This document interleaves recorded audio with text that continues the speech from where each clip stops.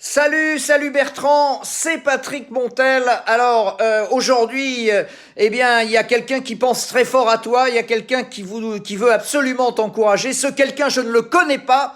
Il est rentré dans mon cerveau, il s'est glissé dans mon oreillette, mais c'est un peu le héros masqué, c'est l'admirateur masqué. Donc je ne sais pas de qui il s'agit, mais je sais qu'il t'aime beaucoup et ça c'est quand même très important.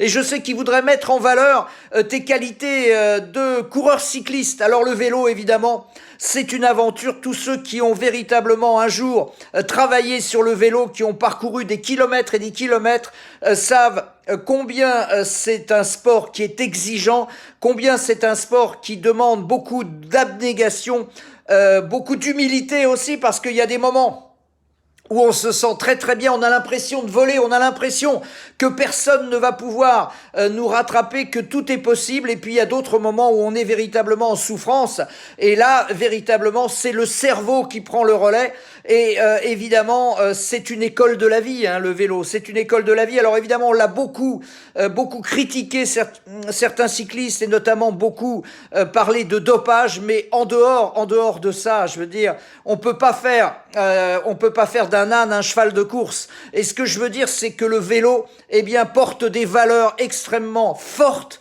des valeurs qui servent évidemment dans notre quotidien, dans notre rapport aussi aux autres, parce que le vélo, c'est un sport collectif.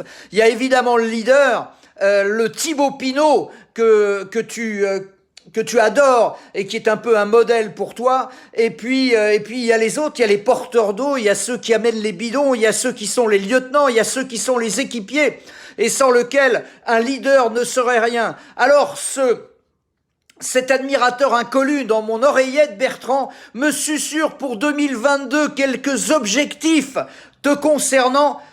Monter le col de la Loze, par exemple, à vélo, et d'autres grands cols en une semaine. Bref, aller puiser à l'intérieur de toi peut-être des choses que tu n'imagines même pas, grâce justement au vélo, grâce à l'effort. Moi, je te souhaite vraiment plein de belles choses, et une en particulier, ne jamais renoncer à tes rêves.